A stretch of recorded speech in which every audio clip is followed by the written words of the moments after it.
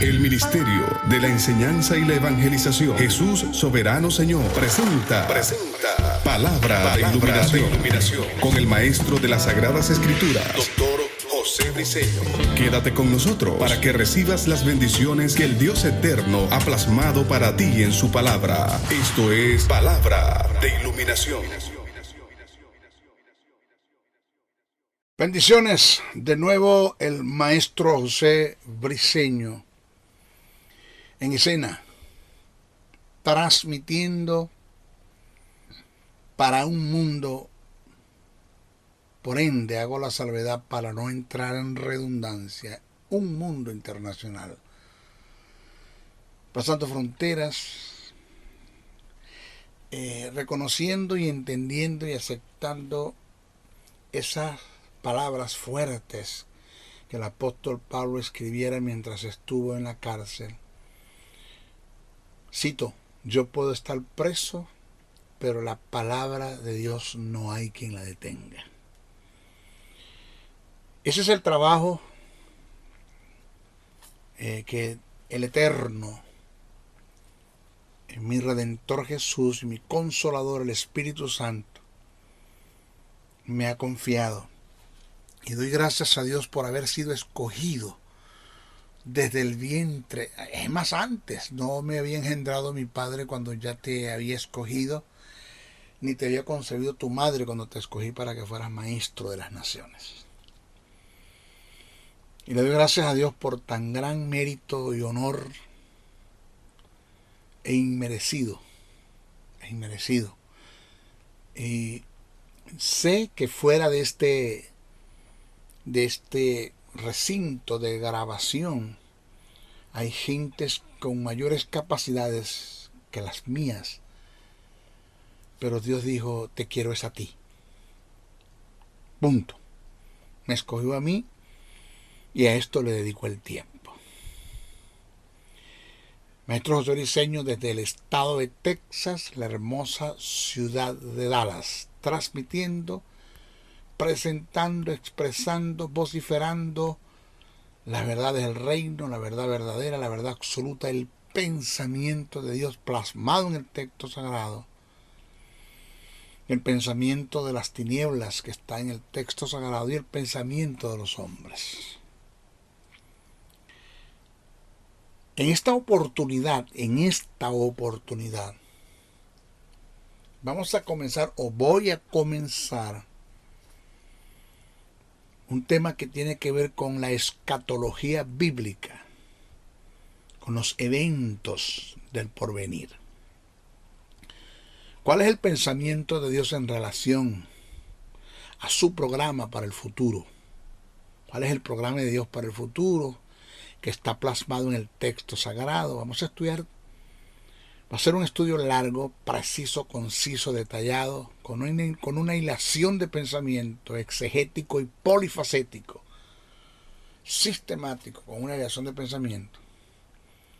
No nos vamos a inventar una super iluminación. No soy como los estoicos o los epicúreos que buscaban presentar hacer asombro de sus enseñanzas y de su conocimiento. No. Lo mío es presentar ese mensaje profundo de Jesús, pero que no deja de ser sencillo, a viceversa, un mensaje sencillo que no deja de ser profundo, del cual enseñó Jesús. Los apóstoles lo escribieron de lo que recibieron del Espíritu Santo. Fue escrito por inspiración y está en revelación en el texto sagrado, de las cuales se nos ha sido iluminado. Por lo menos a mí como maestro se me ha sido iluminado, que es cuando tengo conocimiento de lo que está escrito en el texto sagrado en revelación por inspiración. Vamos a hablar acerca de lo que es la escatología bíblica, pero es que quiero por favor, présteme muchísima atención. Yo no me confundan, por favor. Los que hacen críticas de lo que tú enseñas, críticas por ende con motivos incorrectos, porque no hay críticas constructivas, eso no existe. El que tú me llames, me des una observación, me hagas una corrección, te lo agradezco. Pero cuando tú haces una crítica a vox populi, pues no existen críticas constructivas. Todas las críticas que se hacen es para destruir con motivos incorrectos. Entonces, agradezco por favor que los que vayan a hacer una crítica no me compare con un dispensacionalista. Por favor, no me compare. No tengo nada que ver con el dispensacionalismo. No tengo nada que ver. Estudié bien eso. Lo analicé. Y hay verdades que los que le dieron inicio a esta serie de pensamientos del dispensacionalismo, hay verdades que están muy acertadas al texto sagrado, al pensamiento de Dios, a la verdad verdadera, a la verdad absoluta, pero como también hay errores y horrores doctrinales dentro de este pensamiento. Entonces no me confunda, no diga, es que el maestro Briceño es dispensacionalista. No tengo nada que ver con el dispensacionalismo. Repito, hay cosas que estoy de acuerdo y cosas que no estoy de acuerdo. Ya yo lo estudié, ya lo analicé. Y el maestro Briceño se va a encargar de presentar el pensamiento de Dios. El dispensacionalismo que quien lo creó fue John Nelson Darby en el siglo XVIII, el cual fue un gran evangelista. Es anglo-irlandés. Él fue una figura de gran influencia entre los primeros hermanos de Plymouth. Es considerado el padre del dispensacionalismo moderno y del futurismo. Pero ahí se le añade Schaeffer, entre otros teólogos que defienden esta doctrina, pero que no tengo nada que ver con el dispensacionalismo. Repito, lo mío es presentar el pensamiento de Dios. ¿Okay? Vamos a leer en el libro de Apocalipsis, capítulo 1, del verso 1 al 3. Dice, cito, la revelación de Cristo que Dios le dio. Observe que Jesús la recibe de Dios para manifestar a su siervo, a quien, a sus en plural, sus siervos, las cosas que deben suceder pronto. Esto no solamente fue para Juan, esto es para la iglesia. Esto es una verdad trascendental para la iglesia.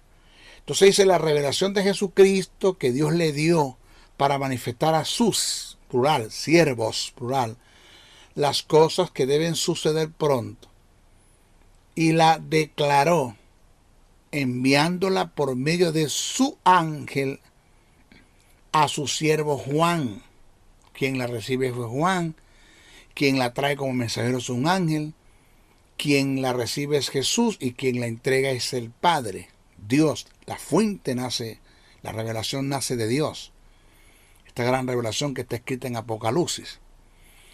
Dice, y la declaró enviándola por medio de su ángel a su siervo Juan, que ha dado testimonio de la palabra de Dios y del testimonio de Jesucristo y de todas las cosas que ha visto. Bienaventurado el que lee y los que oyen las, plural, palabras, plural, de esta profecía o estas palabras proféticas y guardan las cosas en ellas escritas, porque el tiempo está cerca. Mire, la escatología en algunos aspectos discute los eventos futuros que ocurrirán al final de la historia de la humanidad. Los temas que son tratados bajo este estudio son el arrebatamiento de la iglesia, que ya para muchos no hay arrebatamiento de iglesia, ya eso no existe, Cristo no viene, ya estamos pronto a que Cristo venga en su segunda venida, establezca el reino, ya no hay arrebatamiento, eso se está negando. Bueno, vamos a estudiarlo, a través de este estudio vamos a demostrar si hay o no hay. ¿Cuál es el pensamiento de Dios en relación a si hay traslado de la iglesia? Por ende hay una glorificación del cuerpo, que es la iglesia, pero si hay un arrebatamiento, si hay un traslado, no lo hay, si es antes de la tribulación, durante la tribulación, después de la tribulación, o no hay traslado. Vamos a estudiar bien eso. Entonces, los temas o los tópicos tratados bajo este estudio, bajo esta temática que es la escatología, son el arrebatamiento de la iglesia, la segunda venida de Cristo, la gran apostasía, la gran tribulación, el anticristo, la doctrina de los juicios, los galardones, las bodas del Cordero, las fiestas de las bodas, las batallas premilenial y postmilenial, porque va a haber una batalla antes del milenio y otra batalla después del milenio.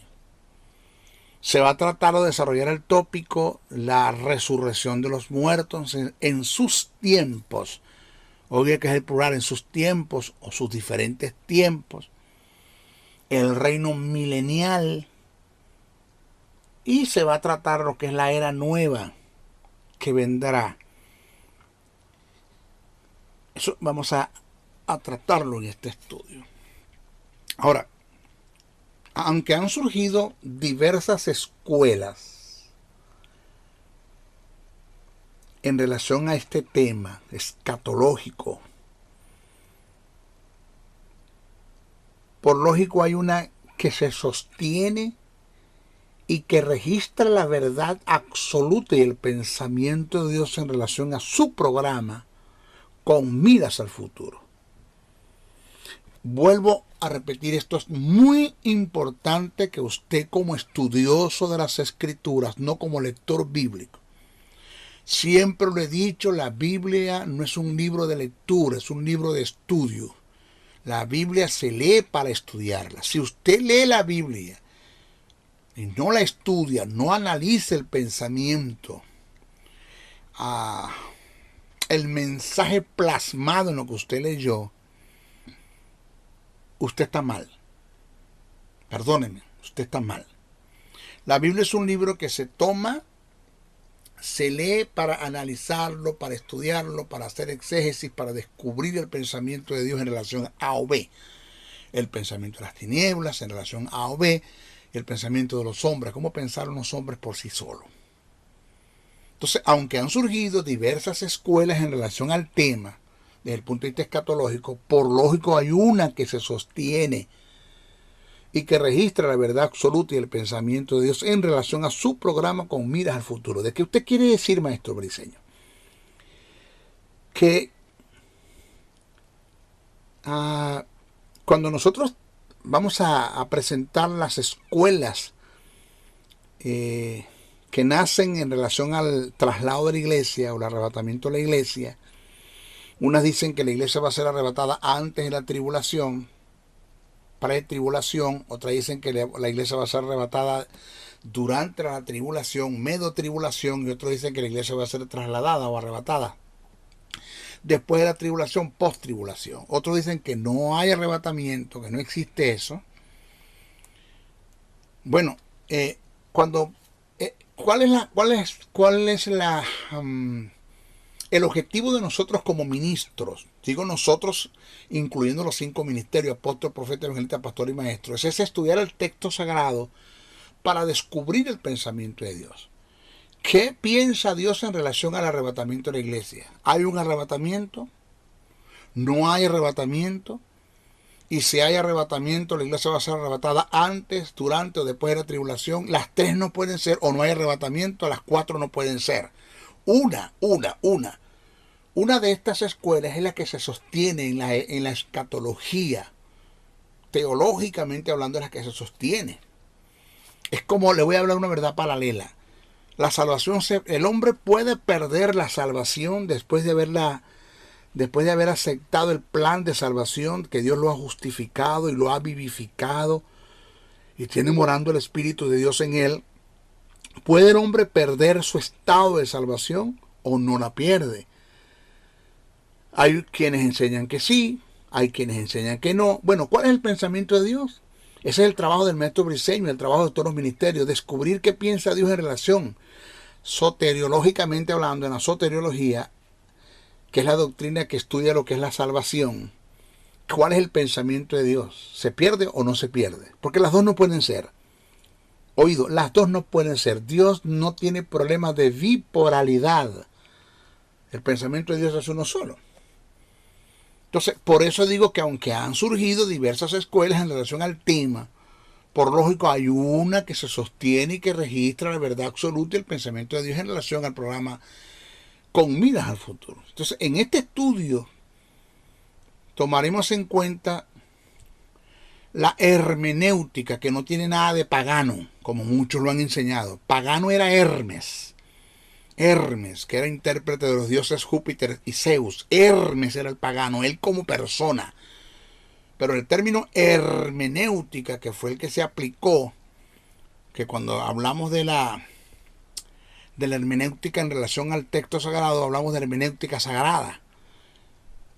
Que la hermenéutica es la ciencia que se encarga de presentarnos las herramientas, principios, códigos y reglas de interpretación. Por ende, ya lo dije, para hacer una buena interpretación, una buena exégesis de las escrituras, que no tiene nada que ver con la hermenéutica con paganismo, como muchos lo han enseñado, y que la hermenéutica es pagana y para ustedes contar. Bueno, la gente dice cosas que oyen decir a otros y otros dicen las cosas sin bases, sin estudios, sin nada. Entonces, en este estudio tomaremos en cuenta la hermenéutica como arte que nos presentan las herramientas, códigos, reglas y principios de interpretación que son necesarios, que son requisitos sine qua non, usted no lo puede pasar por alto, para determinar cuál de las escuelas que se presentarán o que yo voy a presentar se sostiene en el campo de la escatología. ¿Cuál de todas ellas es? ¿Okay? Así que yo le agradezco que los que van a comenzar esta serie, háganle un seguimiento, edúquese. Haga una administración, una economía, una mayordomía de su vida. Edúquese y siéntese a aprender. Escuche. Va a escuchar el primero, el segundo, el tercero, hasta que terminemos, hasta el final. Búsquese un papelito, búsquese un anotador, búsquese un apuntador y vaya usted, detenga el video, vaya, busque los textos, analice.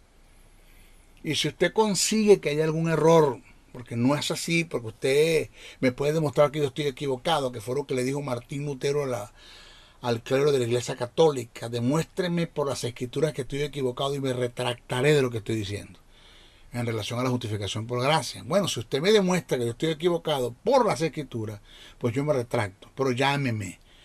A mí no hay problema, usted me llama. Hay unos caracteres en la imagen que usted ve allí al frente que representa este ministerio y este estudio. Ahí está mi teléfono. Llámeme o escríbame. ¿Ok? Llámeme o escríbame.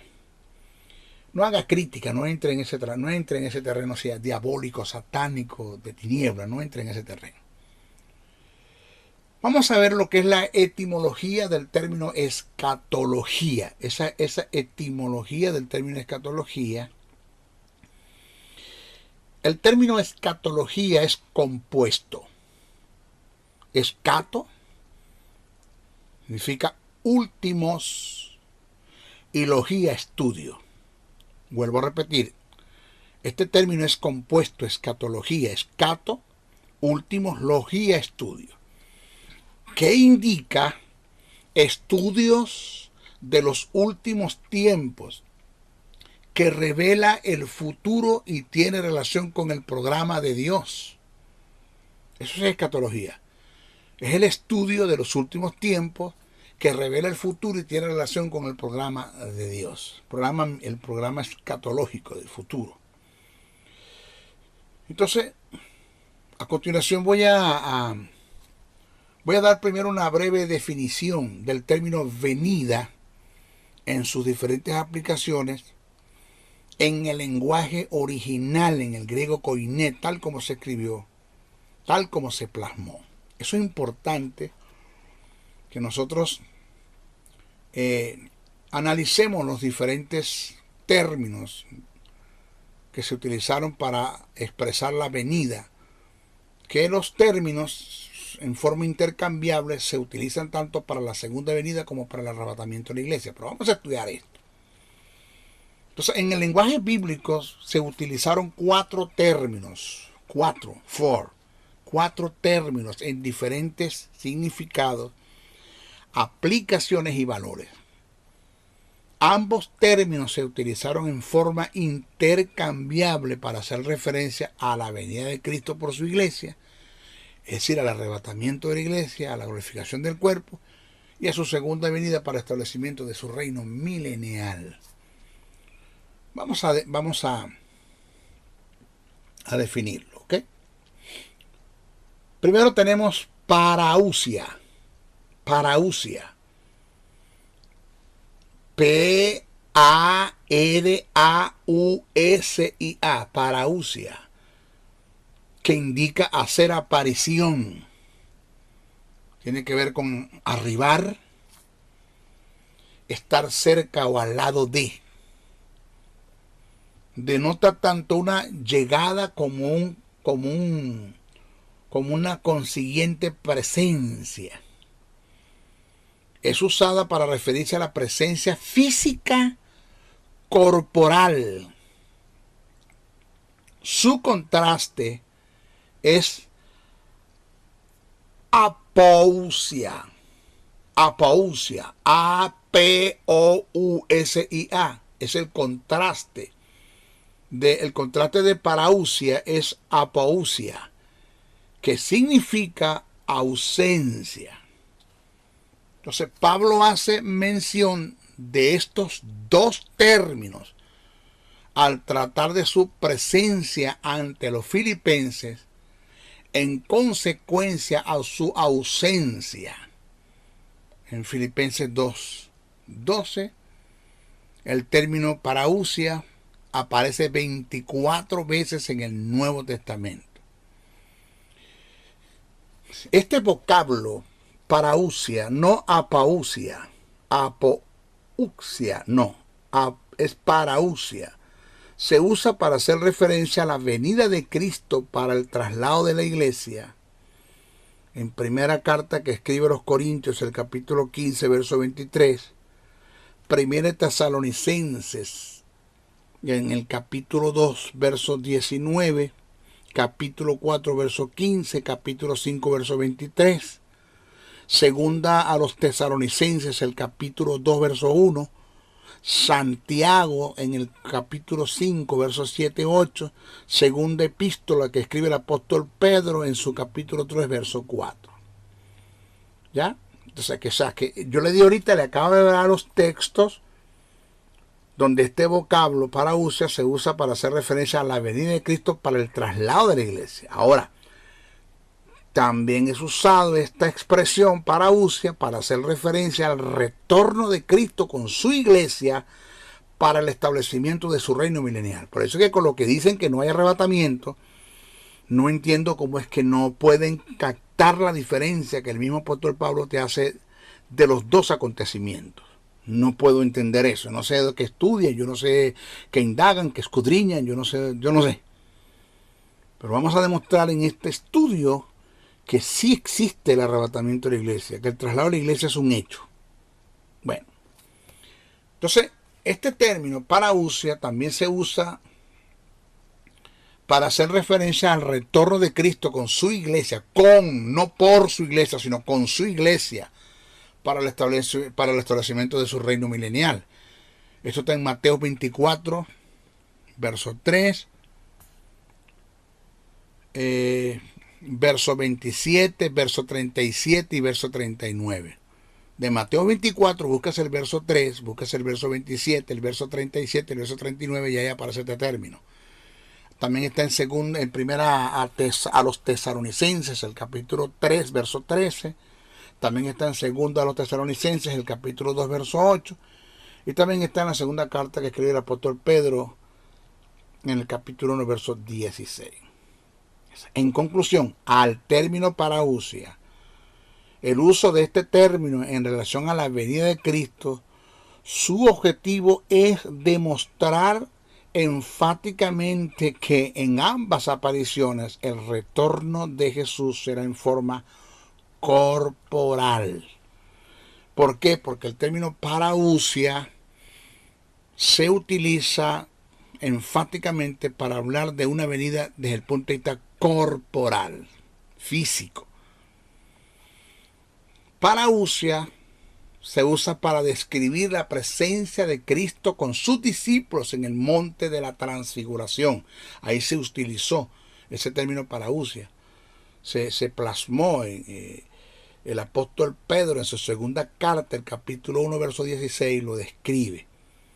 Ese término parausia, repito, se usa para describir la presencia de Cristo con sus discípulos en el monte de la transfiguración. Pedro estuvo allí en ese momento y Pedro, cuando escribe y da testimonio de ese acontecimiento, utiliza el término parausia. Entonces, cuando se usa el del retorno de Cristo en el arrebatamiento de la iglesia, significa no meramente su llegada momentánea por sus santos, sino su presencia con ellos desde aquel momento hasta su revelación y manifestación al mundo. Vuelvo a repetir, cuando se usa del retorno de Cristo en el arrebatamiento de la iglesia, significa no meramente su llegada momentánea por sus santos, sino su presencia con ellos desde aquel momento hasta su revelación y manifestación al mundo. También se usa este término parausia del inicuo, del hombre de pecado, de su acceso al poder y de sus actos en el mundo, en el periodo de la gran tribulación posterior a la venida de Cristo. ¿Ok? Esto es después que Cristo arrebate la iglesia. Ejemplo bíblico: Mateo 24, el verso 3, primera carta a Corintios, el capítulo 15, versos 20-23, primera a los tesalonicenses, el capítulo 2, verso 19, capítulo 3, verso 13, capítulo 4, verso 15, capítulo 5, verso 1, verso 2 y verso 23, segunda a los tesalonicenses, capítulo 2, verso 1, Santiago 5, capítulo 5, verso 7, y primera de Juan, capítulo 2, verso 38. Tienes el término fanero, se escribe con P, PH, fanero, y se pronuncia fanero como que fuera una F. Fanero. Esto tiene que ver con ser visto, brillar, aparecer. Tiene un significado en la voz activa. Manifestar, en la pasiva, ser manifestado. Estos términos se usan frecuentemente en las escrituras como manifestar o manifestarse. Fanero. Fanero, P-H-A-N-E-R-O, se usa también como aparecer. Cuando se habla de lo que aparecer de fanero, esto está en Marcos 16, el verso 2 al 14, primera de Pedro, el capítulo 5, verso 4, y primera de Juan 3, 5, 8. Fanero es utilizado para el ser manifestado. Ahora, presta atención. El sentido que tienen las escrituras bajo este término es más que una simple aparición. Su significado tiene que ver con la aparición de lo original. No es un pseudismo manifestado. Es la aparición del original, no es un pseudismo manifestado. Fanero es ser revelado en su propio carácter. Es ser revelado en su propio carácter. Es cuando se hace manifiesto lo original, no una copia, no el pseudismo. Es cuando en lo que se pone en evidencia no hay margen de error. Eso es fanero. Ese término se utilizó está escrito en Juan, el Evangelio de Juan, capítulo 3, verso 21, primera carta a Corintios 4, 5, segunda carta a Corintios 5, 10 al 11, Efesios 5, 13, Colosenses 3, 4, primera carta que escribe el apóstol Pedro, epístolas de Pedro, capítulo 5, verso 4, y primera de Juan 2, el verso 28, y primera de Juan 3, 2. Este término fanero solo es usado 2 veces en el Nuevo Testamento para hacer referencia a la venida de Cristo por su iglesia. Vuelvo a repetir, este término fanero solo es usado 2 veces en el Nuevo Testamento para hacer referencia a la venida de Cristo por su iglesia. En primera de Pedro 5:4 y en primera de Juan 2:28. En este último pasaje, primera de Juan 2:28, es usado en conjunción con el término parousia, con el que ya nosotros estudiamos. ¿Ok? Tienes un otro término que es epifanía, epifanía.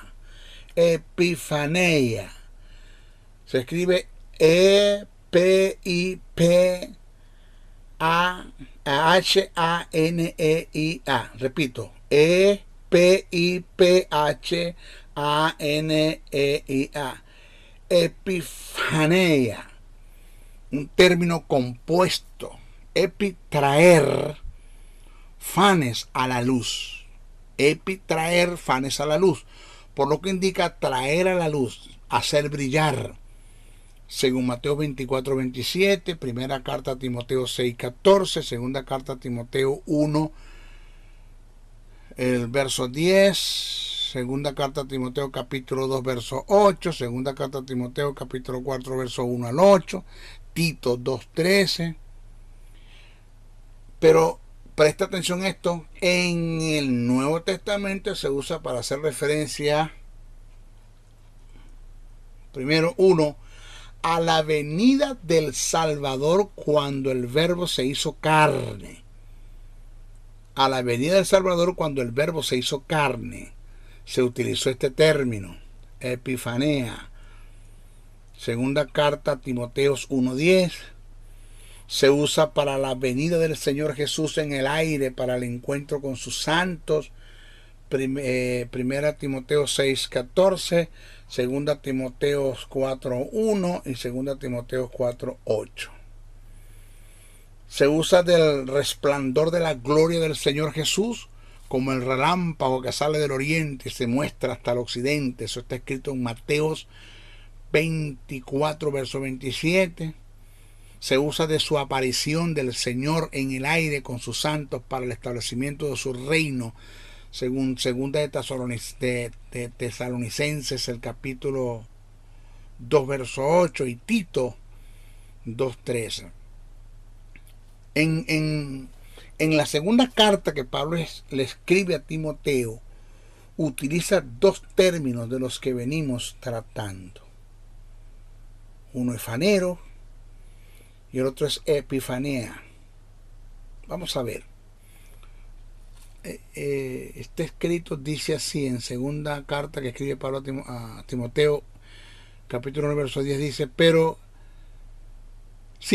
que ahora ha sido manifestado, fanero, ahí se utilizó el término fanero, por la aparición, epifanía, de nuestro Salvador Jesucristo, el cual quitó la muerte y sacó a la luz la vida y la inmortalidad por el Evangelio.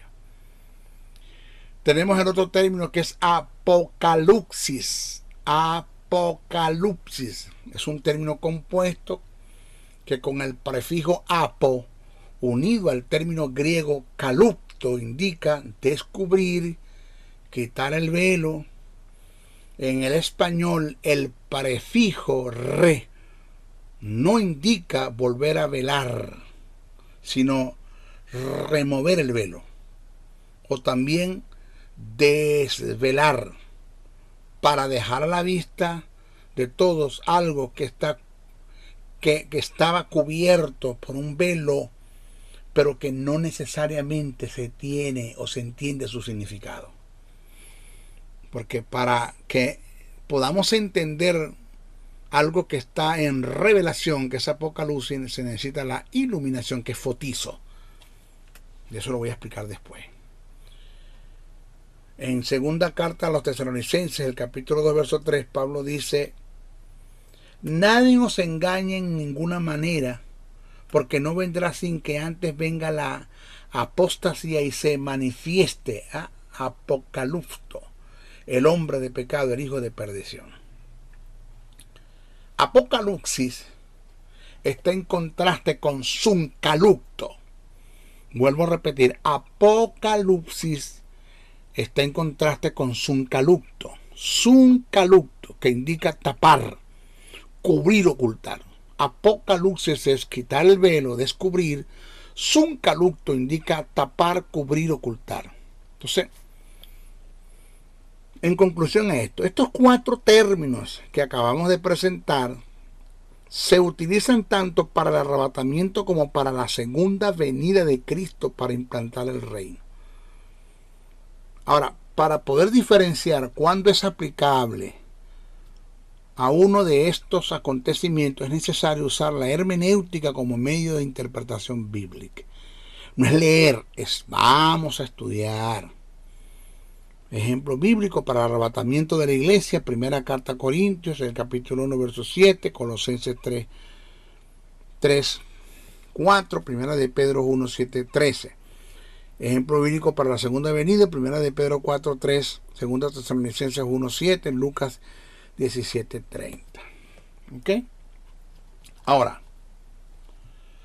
vamos a hablar verdades en relación al arrebatamiento de la iglesia, verdades en relación al arrebatamiento de la iglesia, si esto es un acontecimiento que se va a dar o no, o que no se va a dar, si es que es una verdad que nació en el siglo XVIII, como muchos lo han presentado, que desde el tiempo de Cristo y los apóstoles y la iglesia, los primeros cristianos, hasta el siglo XVIII no se habló del arrebatamiento de la iglesia, por eso es que no existe el arrebatamiento, porque cómo es que va a estar oculto tanto tiempo una verdad bíblica y que nunca se había iluminado o se le había iluminado a nadie de lo que supuestamente está escrito por revelación del arrebatamiento de la iglesia desde el tiempo de Cristo y los apóstoles, la iglesia de los primeros cristianos, hasta el siglo XVIII. porque nadie había hablado de esto? Pues es uno de los argumentos que tienen los que niegan el arrebatamiento de la iglesia. Bueno, para eso también hay respuesta. Para eso vamos a estudiarlo bien, vamos a hacer un análisis de todo esto, vamos a estudiarlo bien, porque para eso estamos nosotros, para eso está el maestro Briceño, para presentar verdad verdadera, la verdad absoluta, la verdad del pensamiento de Dios. Por eso lo vamos a estudiar en nuestro segundo estudio. Ahora no vamos a tener tiempo. Agradezco, por favor, que los que escucharon este primer párrafo vayan al segundo, vayan al tercero, vayan al cuarto. Todavía no hemos presentado el segundo. Vamos ahora al segundo, después vamos al tercero y así sucesivamente. Haga un seguimiento a este estudio para que pueda captar, para que pueda entender, ¿ok? Bueno, se despide el maestro José Briceño. No antes, por favor, el pedirle encarecidamente que oren mucho por mí. Oren mucho, no me dejen solo, oren bastante. Cúbranme en oración. Esto es necesario que ustedes lo hagan. Cúbranme en oración. Yo creo en la oración. La oración del justo puede mucho. Puede mucho. Desata el poder de Dios. El poder no está en la oración. El poder está en Dios. No en la oración. Oiga, el poder está en Dios, no en la oración. Pero la oración desata el poder que está en Dios. El Espíritu Santo se manifiesta, hay presencia, se glorifica, la Shekinah de Dios, la gloria de Dios se manifiesta a través del poder del Espíritu Santo manifestado. Es a través de una oración en fe que usted haga. Usted cumple con los principios del reino en relación con la oración y usted va a tener la manifestación del poder del Espíritu Santo. No porque usted le ordene, ni porque usted lo manipule, o porque usted le dé órdenes al Espíritu Santo, no, sino que está cumpliendo con los principios del reino en relación a la oración. Pronto vamos a sacar el estudio de lo que es la oración. Oren mucho por mí. El maestro José Luis Señor necesita que ustedes me cubran en oración. Cúbranme mucho, cúbranme bastante. Todo lo que puedan orar por mí.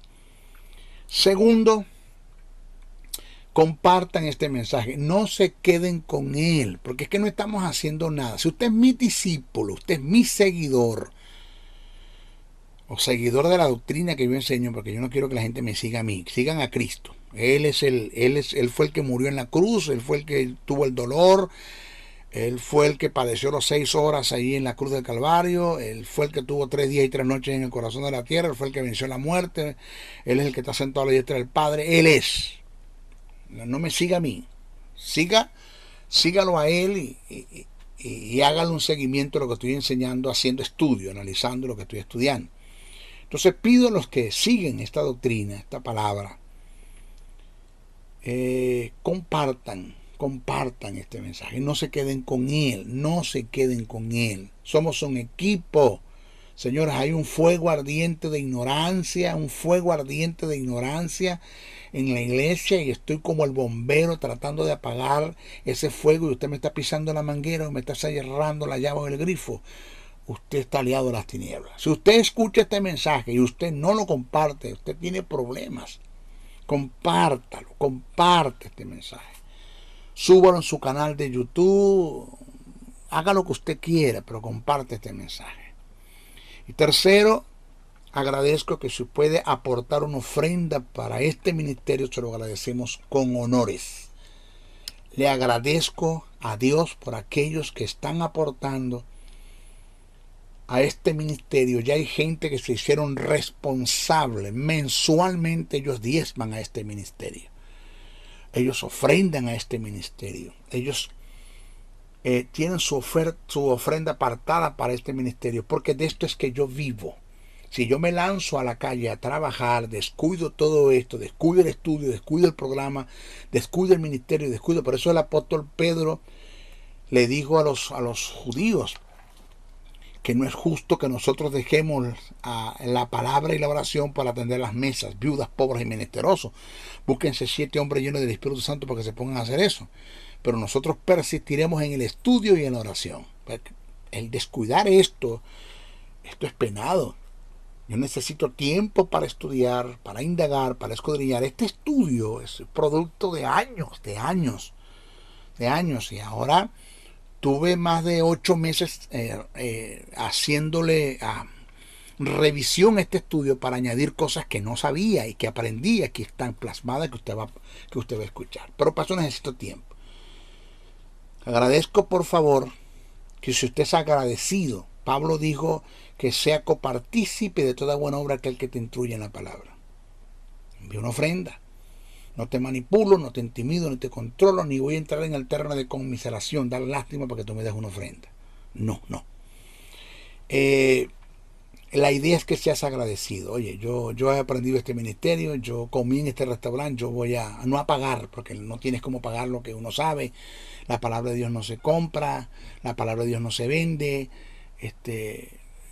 Por favor, estamos hablando de aportar una ofrenda para este ministerio. Hay mucha gente que me llama: maestro, he aprendido de usted, mi hogar se restauró, Dios me sanó.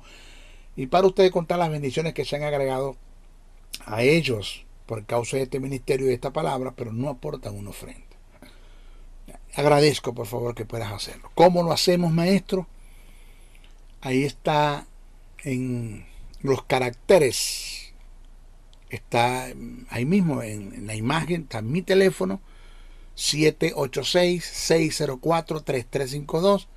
Está mi correo, josén77, brisenoa77@gmail.com. Me escribes o me llamas y me haces la pregunta: maestro, ¿cómo hacemos para hacerle llegar una ofrenda? Y yo te voy a dar información de cómo hacerlo. Ahora, hazlo con amor, con agradecimiento, no te sientas intimidado, manipulado, incontrolado. De paso, doy gracias a Dios le doy gracias a Dios y le doy gracias a ellos en lo personal, los que han apartado una ofrenda mensual para este ministerio. Lo han hecho y lo están haciendo. Maestro, aquí está su ofrenda. Mi compromiso con usted, maestro, de una cosa estoy seguro: yo me estoy convirtiendo en un agente generador de los bienes del reino. Así me dijo uno, lo aprendió de mí. Usted, maestro, me enseñó a ser un agente generador de los bienes del reino. He aprendido que un generador se alimente de su propia corriente, pero emana corriente. Yo no doy para ser bendecido. Yo he sido bendecido. Yo doy porque he sido bendecido. Y es un ciclo que no se debe de tener. Conforme recibo, doy. Conforme doy, recibo. Y así estoy. ¿Ok? Así que ahí está. Necesitamos, sí, para cubrir muchas cosas acá en el ministerio. Bueno, se despide el maestro Briceño con mucho respeto, con mucho amor, con mucha consideración. Hasta nuestra próxima oportunidad. Bendiciones, bendiciones, bendiciones. El Ministerio de la Enseñanza y la Evangelización, Jesús Soberano Señor, presentó Palabra de Iluminación. Te invitamos a un nuevo espacio de corte similar por nuestros diferentes medios de comunicación. Contáctanos en los Estados Unidos al WhatsApp +01 786 604 3352 y a los correos josn77briceno@gmail.com y a maestrojosebriceno.blogspot.com. Bendiciones.